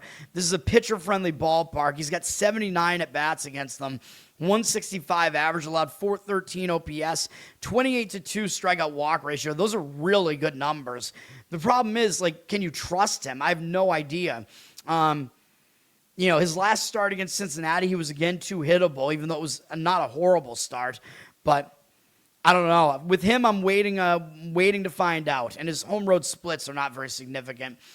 He will be going up against Randy Vasquez, who got pushed back from yesterday's start. He's got a 2.96 ERA, 1.19 whip, so he has the way better pitching numbers. But I probably lean towards Philadelphia here, man, which it's going to look misleading for a whole bunch of reasons. So, basically the line in this game, I think, is going to be, you're probably going to have, I think San Diego's a slight favorite in this game. But you're going to look at it and think it looks so easy to take San Diego, right? Because they have the way better record. I know Philadelphia did win yesterday, and I talked about this yesterday too. Philadelphia is better than their record looks, and San Diego's not as good as their record looks. So that's what's going on here. So when the odds makers put up a line that kind of tells you this is going to be a very competitive game, you listen to what they're saying, and I think they're kind of telling you that you should look towards Philadelphia a little bit. And in this game, I think they're going to favor San Diego because Vasquez has the better numbers, and people are going to see that and lean that way. But looking at the matchup numbers would actually have me looking towards Philly here. Vasquez, like I said, does have a 2.96 ERA, 1.19 whip, but he's not been as good at home, 4.2 home ERA. So he's not in he's not in the good side of his home road splits here. Didn't pitch well last time out against the Dodgers, although it was the Dodgers, but he had 3 walks, no strikeouts. His walk number is pretty concerning, dude, or the lack of strikeouts. He's got 11 strikeouts, 5 walks in 21 innings this month with 21 hits allowed. Yeah, he's putting too many guys on base right now, and that's been the problem with him throughout his career is the walks. He hasn't allowed that many hits this year. Walk rate is a little bit high. It's better than what it usually is from him, though. His strikeout rate is really not that high, but I just don't consider him to be that trustworthy, man, and I know the advanced analytics guys really don't like him. They're saying he's going to regress in a major way, and they might be right. As I'm looking at his numbers, I look at whip, strikeouts, walks, but I can see some negatives getting mixed in there. You know what I mean? And his matchup numbers against Philly are not good. And 20 at-bats, I know it's not a lot of at-bats, but they have a 500 average against him, 1395 OPS, 1-2 strikeout walk ratio. I think what I would do is go Philadelphia first 5 innings here. I would not want to try to fade San Diego's bullpen, really. But I think Nola, you're not going to be able to tell based on the team's records and based on the ERAs that these pitchers have. But I think Nola has a hidden edge here. His matchup numbers are just way better. But he's got to come back into form, though. That's the problem. Like, do you trust Nola in his current form? Like, I try to weigh everything. You know what I mean? San Diego is at minus 120 or so here. You'll get Philadelphia probably as a slight underdog in the first 5 as well. But that would be my lean, Philadelphia first 5, which I think is also what my lean was yesterday, if I'm not mistaken. Although I think I also said over yesterday in that game, and that was not right. Seattle at the A's. I was correct about this game going over yesterday. Barely. It was a 10.5 total, and it landed 11. It went to 11, man. The A's lost. Seattle blew them out 9-2. Seattle is the better team, as I kept saying. I did also lean to Seattle in that game as a side yesterday, so that was correct as well. Bullpen-wise, Seattle has the better of the 2 bullpens. Seattle didn't use anybody out of the bullpen because Luis Castillo, they let him only go 4 innings. He did okay, and then Bryce Miller came in and finished the game and finished the last 5 innings of the game. And that gave Miller the win in the game. Interesting, but Seattle saved their whole bullpen by doing that and got the win. The A's only used 2 guys out of the bullpen, but this is not a great A's bullpen. They're ranked 22nd. Seattle's ranked 17th, but they have one of the best bullpen ERAs, so Seattle definitely has a bullpen edge here. Hitting-wise, the A's are better. The A's are 7th. Seattle is 18th. So the A's do have the better offense. Starting pitching, I just look at this on the surface, and I lean to Seattle with the starting pitching here. Plus, their bullpen is better, so I like Seattle generally in this game. Emerson Hancock is pitching for Seattle. He's been good. He's got a 3.07 ERA, 1.06 whip. He's been worse on the road, though, so here's where the concerns start popping up. 3.65 road ERA, and he's having to go pitch in the A's stadium now, and it is a hitter-friendly stadium for sure. Hancock's been decent this month, although he walked 3 guys in his last outing against the White Sox. He struggled in both of his starts kind of against the White Sox this month, but his other 2 starts were both good. But those are both at home, and they were against San Diego and Kansas City, so maybe not a huge takeaway there. But he's allowed fewer than 1 hit per inning this month, over 1 strikeout per inning, a pretty low walk rate too. Similar numbers for the season, over 1 strikeout per inning, below 1 hit per inning. Walk rate pretty low as well. He's been good overall. He faced the A's at home back in April, and it was just an okay start from him. 3 earned runs allowed on 7 hits in 5 innings, 3 strikeouts, no walks. He actually allowed 3 home runs in that outing. And this is where I start having more concerns because you're asking Hancock to now pitch in this A's stadium. He gave up 3 home runs to them in Seattle's pitcher-friendly stadium. That's not a good sign for what might happen to him in this A's stadium, man. And he's a fly ball pitcher as well, more so, and that is not what you want in this stadium. So I have my concerns with Hancock here. Then the other question you have to answer is, did he pitch in this stadium last year? The answer is yes, in May. He actually did pretty well, though. He went 6 innings, allowed 2 runs on 4 hits, only 2 strikeouts and 2 walks. So he did actually pitch well in this stadium last year, but I still have my concerns, man. And his numbers against the A's in general are not very good. 39 at bats, 282 batting average, allowed 1,041 OPS, 6.4 strikeout walk ratio. So I was leaning Seattle in this game, but I see these numbers and I can't really get on board with that. I got some concerns with that. Luis Severino is pitching for the A's, and if we know one thing about him, it's that he pitches horribly in this stadium and he pitches way better on the road. Last year he had extreme home road splits last year. He was really bad in this stadium at home, and he was excellent on the road for the most part. This season, that's kind of happening again. Overall, he's got a 4.23 ERA and a pretty bad 1.44 whip. But again, like I said, he's worse in this stadium, 5.55 home ERA compared to 3.38 on the road. Not quite as dramatic as last year, but still definitely something you have to consider. He's coming off a really good outing on the road, of course, against Anaheim. Held them to 2 runs in 7 innings, had 10 strikeouts. But I don't trust him, man. His last start at home, he got pretty much tagged by San Francisco. They hit him around, and they're not even a good offense, so that's not a good sign. Overall, this season, fewer than one hit per inning allowed is good, but he's allowed a ton of walks, more than one walk every 2 innings. His strikeout rate is good, more than one per inning, but the walks are just insane. It's kind of weird that his home road splits are that significant, though, because if you're walking a ton of guys, usually that affects you in both places. Like, it affects you anywhere that you pitch, but I guess it kind of makes sense in a way because it just means you're putting more guys on base, and if guys are more likely to score in this stadium, that's still what's going to happen. Against Seattle, he does have good matchup numbers, though.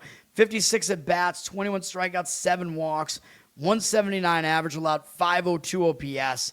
So Severino has not been bad in this matchup particularly. He has not faced Seattle this year, I don't believe. So the home road splits do say to fade Severino here. I think there are more reasons to look towards an over than an under here.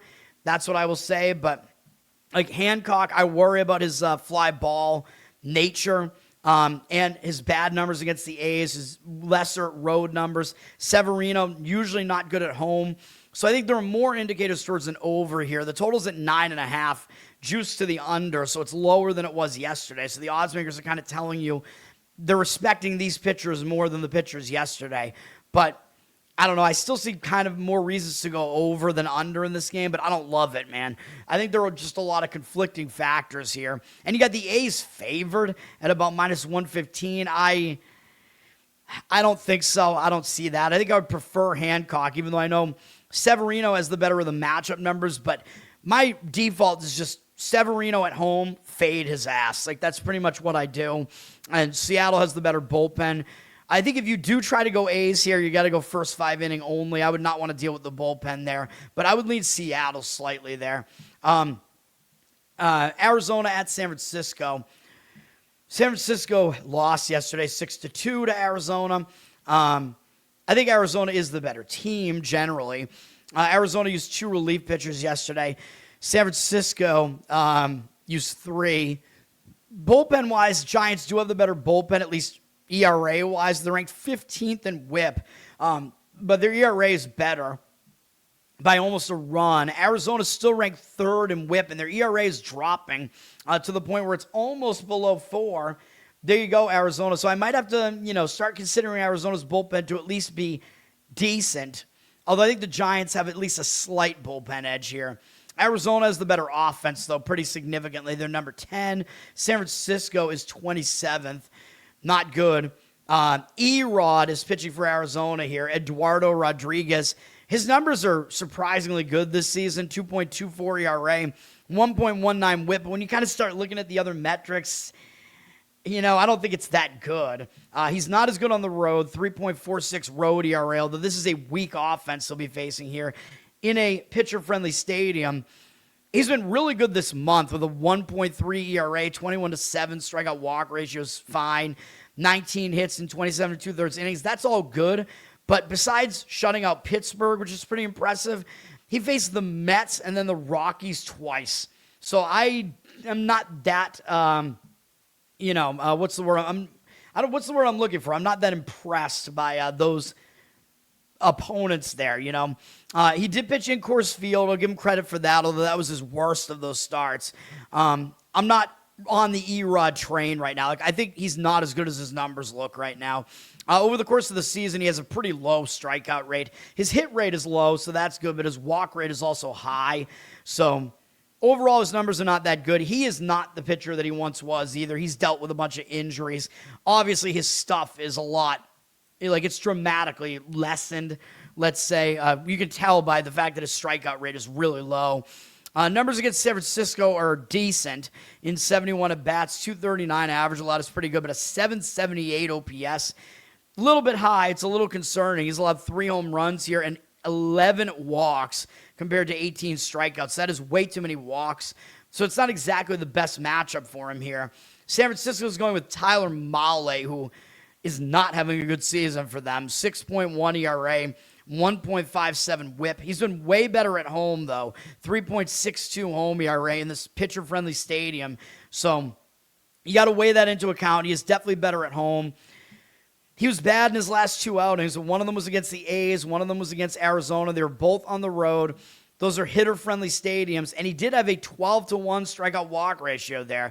So his numbers, command-wise, his numbers actually look really good this month. 25-4 strikeout-walk ratio. So then how does he have a 6.43 ERA this month? Like, he's getting unlucky, right?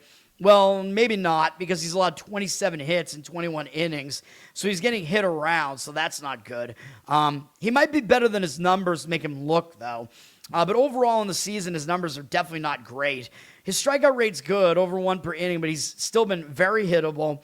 Over 1 hit per inning, and his walk rate is also high. And he's allowed 10 home runs, so his overall numbers are pretty bad. Against Arizona, it doesn't get any better. In 54 at-bats, 352 average allowed, 952 OPS. None of that is good. 11 strikeouts, 4 walks. Nothing really great there either. I don't trust him, man. I don't know if I fully trust Erod either here. I think there are definitely arguments to be made for an over in this game. I just think that both starters have some issues here. Erod, not as good as his numbers look. San Francisco used some of their relief pitchers yesterday. I don't fully trust either bullpen here. I don't love going over in San Francisco's ballpark. I know we had an under that went awry recently there, which I think was misleading. But I think I would lean over in this game. The total's at 8. Do what you want with that information. Arizona's a slight favorite. It's basically a pick the winner. I'd probably lean to Arizona as well here. Erod is still the better of the two pitchers, in my opinion, and has like the somewhat better matchup numbers here. In Arizona, the bullpens are at least pretty, there's not that much of a gap there. So I think Arizona somewhat makes sense in that game as well. Colorado at the Dodgers is the last game. This pitching matchup is, oh boy. The Dodgers won yesterday 5-3, so I guess laying the run line actually was the way to go in that game, even though it was close. The Dodgers were able to... Well, actually, no, they didn't win by the 2.5 runs because they were like a minus 300 favorite. I think you needed them to win by 2.5, so they did not do that. Unless you found like a 2 when it pushed. I thought Dodgers over team total made some sense in that game, but I don't think they got there. They only scored 5 runs. Dodgers... they're a good offense, but they actually tend to be really good on the road, and they're at home here. Dodgers used 4 relief pitchers yesterday, so that's not that good either. But their bullpen is good. Colorado used 4 as well, and their bullpen is not that good. Dodgers' bullpen is ranked 2nd, and they have the best bullpen ERA. Really, really good. Dodgers are a top bullpen this year, man. It's kind of crazy given that they were not that good at all last year. Colorado is ranked 20th, so there's a pretty big bullpen edge for LA here. Offensively, there's also a big edge. LA is number 1. The Rockies are, where are they at? 22. They're not as good on the road either, so a lot of edges to LA here. Kyle Freeland is getting the start for the Rockies, it's possible they put an opener in front of him again, but my assumption is he's probably going to actually start the game because more often than not, I think they do just start him. He might not be the worst starter, but he's certainly not good. He's got a 7.04 ERA, 1.7 whip. That's not good, but of course, it's the Coors Field effect to some extent. He is at least better somewhat on the road, 6.05 road ERA. Hasn't pitched well at all this month, though. 18-9 strikeout walk ratio. He's allowed almost 2 hits per inning. Rockies have lost 6 starts in a row of his. ERA over 11 this month. That is some bad stuff. His strikeout rate is okay this year. Walk rate is a little bit bad, but his hit rate is crazy. He's allowed way too many hits. So not good. Numbers against the Dodgers are not very good either. And 214 at bats, so they're very familiar with them. 280 batting average allowed, 816 OPS, 49-16 strikeout walk ratio. Actually, not a terrible ratio there, but the rest of his numbers are not good. So I think Freeland definitely could give it up here. And Colorado's bullpen not going to help matters, I don't think. LA is going to be going with Eric Lauer. Lauer, very, very weird case, man, where Lauer was pretty good last year in Toronto's starting rotation. Toronto had him this year, and he was absolutely terrible with Toronto to the point where they designated him for assignment. And then I guess the Dodgers were like, fuck it, let's sign him. I don't know, man. And he's starting this game. I don't know who normally would have started this game for the Dodgers because They seem to have a decent amount of starters here, although I think Blake Snell got hurt again, like immediately after he came back. I think Glasnow is hurt again too, so I guess it does make sense. Dodgers needed some arms here. We'll see if they can turn him around, but the signs are mostly not good. He's got a 6.69 ERA this year. All of this was with Toronto. 1.49 whip, that's not good. He was worse at home, but of course with Toronto. 7.2 home ERA. Was not pitching well at all, really, over the course of the season. His strikeout rate was low. Hit rate over 1 per inning. Walk rate was high. He allowed 11 home runs. This is all really, really bad stuff. Now, will he pitch better here? That's the thing. Like, a lot of times, a pitcher like this, when they get let go and then another team picks them up, they want to do well, right? Because they just got, a new contract and they want to prove that they're worth that money. So a lot of times they do come out and they pitch well with their new team, and it's almost like a reset, a change of environment. Forget about what you did earlier this year, right? You're in the National League now, baby. You can, it's a reset, pitch better. So he might actually do okay here, but I think most of the signs are negative. He didn't pitch well this year. His numbers against Colorado are also not very good. And 24 at bats, 333 batting average allowed, 777 OPS, 7-1 strikeout walk ratio is good, but those numbers are not that good. I think the best way to go with this game is still to go over, though. Dodgers are a huge favorite at like minus 230. I don't even really know if Lauer should be favored that heavily under like any circumstance, even though I think the Dodgers are clearly the way better team. But usually you're paying a little bit of a tax for them with Lauer on the mound, even you probably are. So while I think the Dodgers should win this game, I think probably the approach, in my opinion, would be to go over in this game. I think there are more indicators that might happen, even though I know the Dodgers have a good bullpen. Lauer could pitch well, but I'm kind of leaning towards not.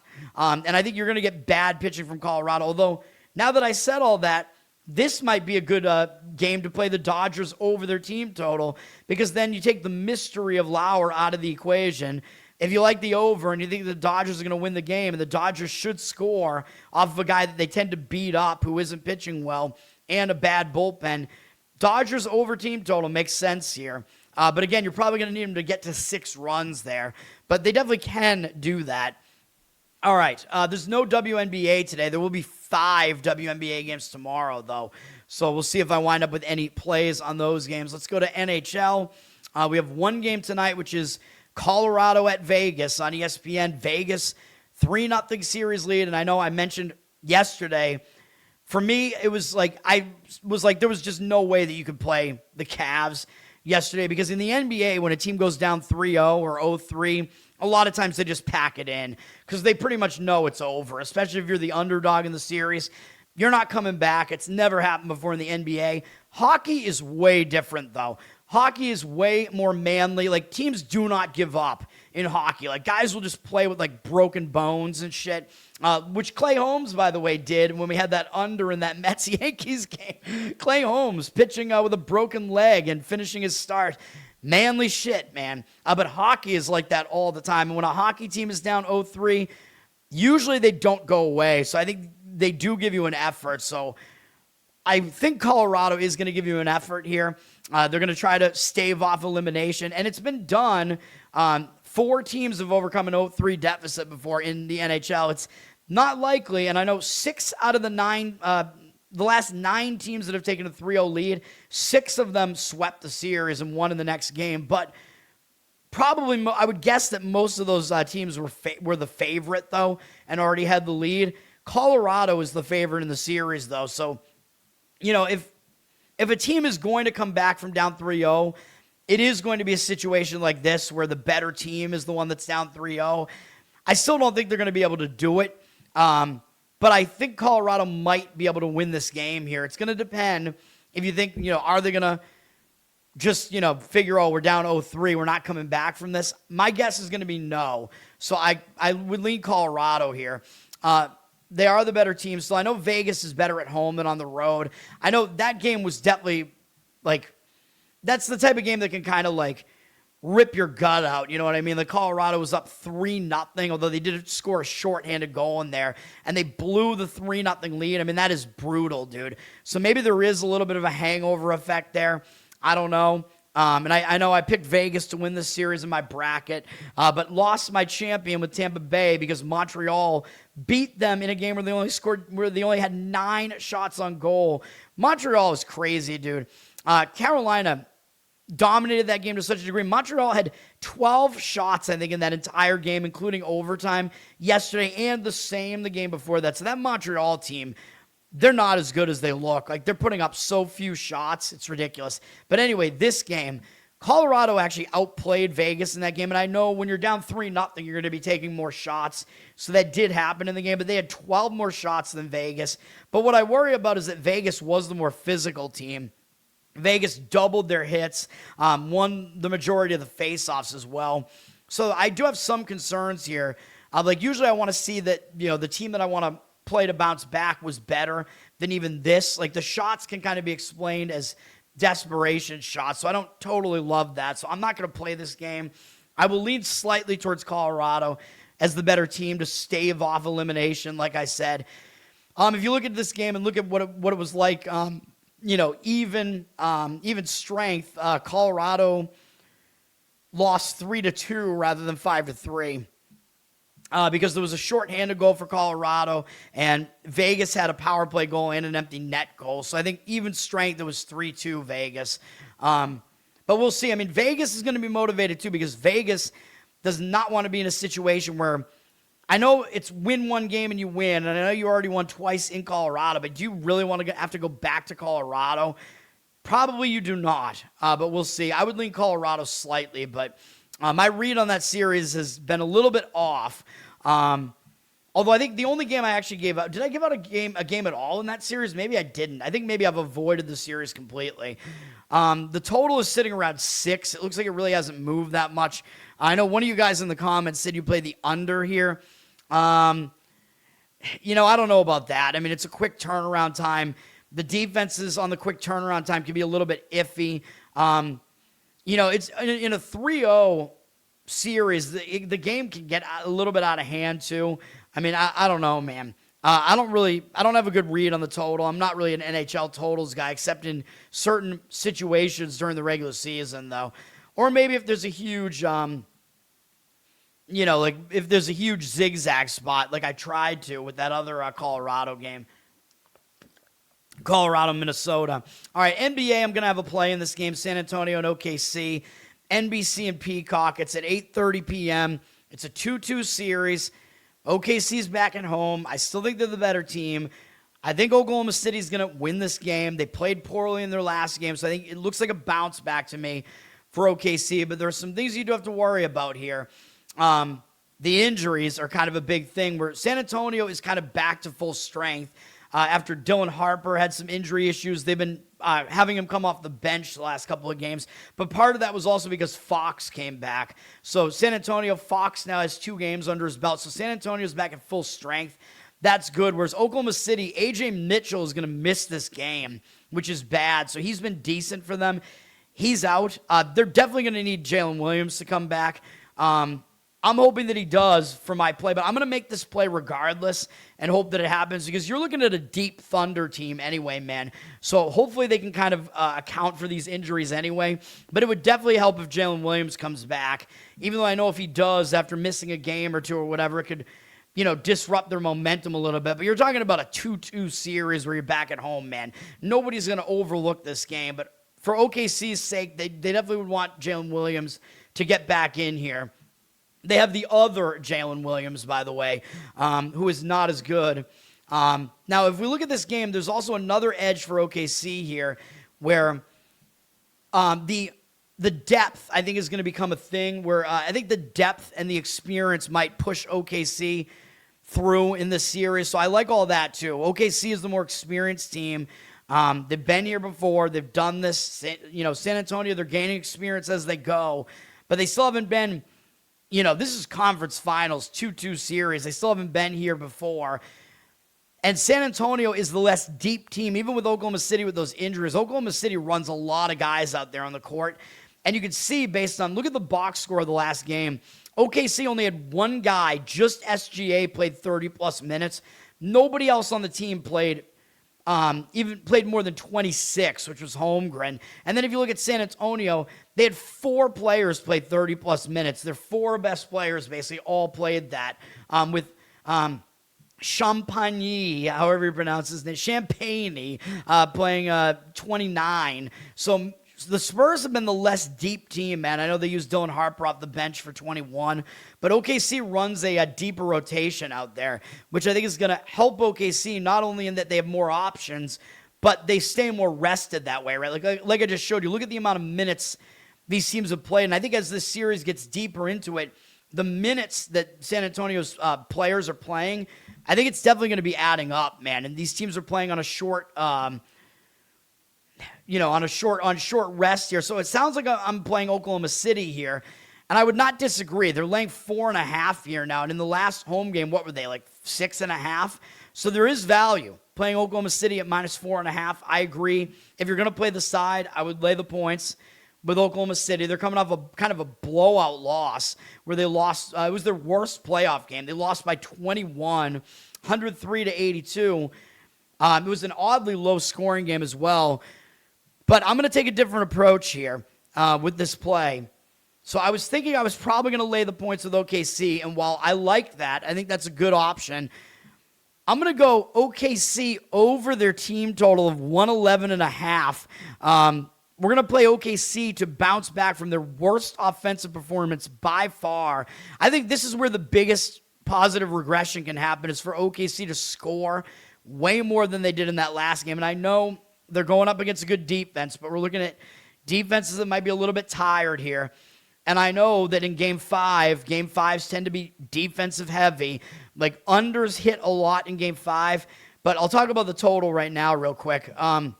Total's at 217. I think the last game was at about 218, 218.5. But I don't like the under here, even though normally I would lean towards an under in Game 5, because, again, it's basically whoever wins this game is pretty likely to win the series.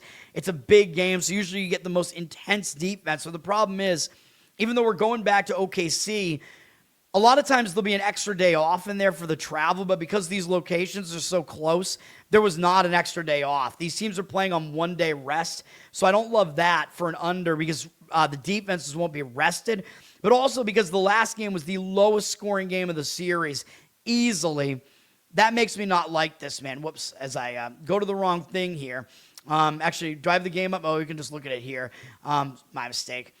103-82. I mean, the game went way under the total, mostly because of OKC scoring only 82. But I would lean over in this game, actually, because I think the regression points here all indicate towards a higher scoring game here. I mean, you had a 185 total in that game, and you had both teams shoot below 40% from the field, especially OKC. And you had both teams also shoot poorly from three-point range. So they both shot below 30% from three. So I think both teams are actually going to positively regress offensively here. So I would actually lean over in this game. But again, I like OKC on the team total, but I do also like the side. Maybe I'm rethinking that a little bit, because OKC was at a bit of a free throw disadvantage, although only by 8. But San Antonio missed way more of their free throws. So I do worry that OKC could maybe regress a little bit in their free throw percentage. 89% is pretty high. So they might miss more free throws this time. But San Antonio did go to the line a lot more, 14 times more. Rebounding was a little bit in favor of San Antonio, but not too much. But OKC also had a ton of turnovers. I think that's good for looking for OKC to bounce back here, or for OKC to score more. Because, I mean, look at how many scoring opportunities they missed by having 20 turnovers, dude. You know what I mean? Like, if they clean that up a little bit, which I think they will, especially at home, they're going to have a way better opportunity to score more. And again, I think the biggest regression point here is Oklahoma City shot 33% from the field and 18% from three, man. And they didn't go to the line that much. I could see a lot more offense from OKC here. And if you look at what they've done throughout the playoffs, OKC went over this total in all 4 games against Phoenix, although I know that's Phoenix.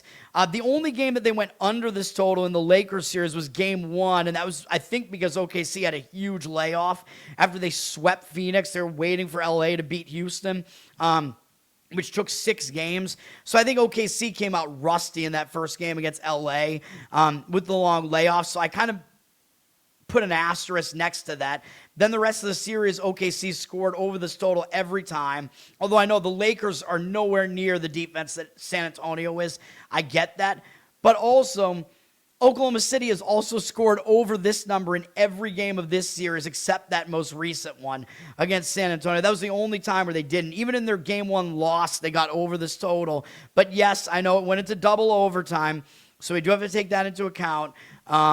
And yeah, I think that was the only game that went into overtime. But if you think OKC is going to win, I think they're going to get over this total because in both of their wins, they got over this total. Both of them were in regulation. They're playing at home here. I like this, man. I think OKC is actually correlated to the over here, so it would make sense that I like the over. But I kind of like the over just because both teams shot poorly in the last game, and it was so low scoring. I think the zigzag opportunity is towards an over here. But if you like the over, OKC was the worst of the shooting performances in the last game, and you like OKC to bounce back and win this game, OKC over the team total is what I'm going to do here. So that is the play. Over 111.5. I don't know if you can find a better number than that out there or not. I guess I can look right now because Action Network doesn't really let you line shop that easily on the team totals. They do let you line shop pretty easily on the rest of the stuff. Let me see. And yes, I still agree with laying the points with Oklahoma City was almost what I was going to do. So I would also, I would not disagree with laying the points with Oklahoma City either. And by the way, if you want like a player prop or something, McCain for Oklahoma City was 1 for 10 shooting in the last game. So he got a lot of shot opportunities and missed everything because I think San Antonio keyed on him because he played really well in the game before that. And with, Mitchell and maybe Williams both out, I think McCain over his point total might make sense as far as like a prop is concerned. That might be the one that I would really focus on in this game. And Oklahoma City is going to need him to play well, but he definitely has the ability to do so. Hold on, I'm just looking at the team totals here real quick. I'm just looking at DK here. Why don't I see? Oh, there they are. Team. Yeah, they've moved stuff around on the site. Here it is. You can actually find 110.5 right now, so let's do that. That's a better number. Fuck it. OKC. I see minus 110.5 out there right now. Let's get it done, man. There we go. Even better. So that's my play here. OKC over their team total. Because I think both teams are going to put up more scoring here. But yes, I think there is also value in laying the points with OKC. It's a shorter number. So I like that too. Mr. Pinsey, thank you, sir. Thanks for hanging out, everybody. That's going to do it. My plays one more time today. Let's keep this run going, man. We have under in Braves, Red Sox, under the 8.5 is what I changed it to at a decent price there. Under 8 isn't really much different, though. Under 8 in Cardinals, Milwaukee. Oh, some of you guys said 7.5. It's not a huge difference there. And then Thunder, team total over. But yes, I agree with laying the points as well. That would be my second best option in that game would be to lay the 4.5 with Oklahoma City. That's going to do it. But again, OKC, when they've won, they've covered they've gone over this team total as well. So that's going to do it for me. Learn to Toad on Twitter. Learn to Toad on Instagram. You follow me there. If you subscribe to me on Twitter, that helps me out. What else do we have going on here? Subscribe to this channel here, obviously. That helps me out as well. Listen on audio, Spreaker, Spotify, Apple. That all helps. Get these numbers up, baby. I mean, look at my numbers here. Come on, you don't want this information? Let's go, baby. Trying to do something different in the NBA playoffs, man, and it might fuck me because I know my mind is all over the place. But NBA playoffs are usually really good for me and haven't been that good for me this season. So below 500. So what can you do, man? Last year it was definitely better, but hockey, baseball, WNBA have all been good. So anyway, listen on audio. We're there. Covered in Uke is my Uke channel on YouTube, so you can check that out. Patreon.com/LearnToToad if you want to support me that way. There's some bonus Uke stuff there, Spotify feed, requests, maybe my live streams if I start doing those. My voice really is not good right now, though, so I got to just get all the stuff up to date with what I've uploaded. Maybe I'll try to do that today, and then, yeah, whatever. And then what else do I have to say? Oh, Losercast. It's Tuesday, so Losercast will be back tonight, I think. I don't know, as long as Leighton is back from the awful Libertarian Convention.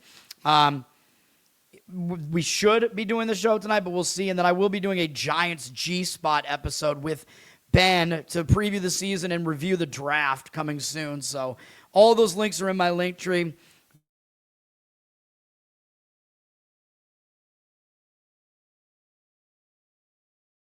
Hey man, so let's get it going. Hopefully my, and of course, StreamYard's fucking up. My internet might be fucking up. I don't know what's going on. But of course, yeah, changing what I do in the NBA playoffs. Hopefully that'll work out well. But let's get it done. That's going to do it. Peace. But don't you go quiet, don't you fade from the floor. Your name still means something to somebody for sure. Put the glass down, baby. Look at me now.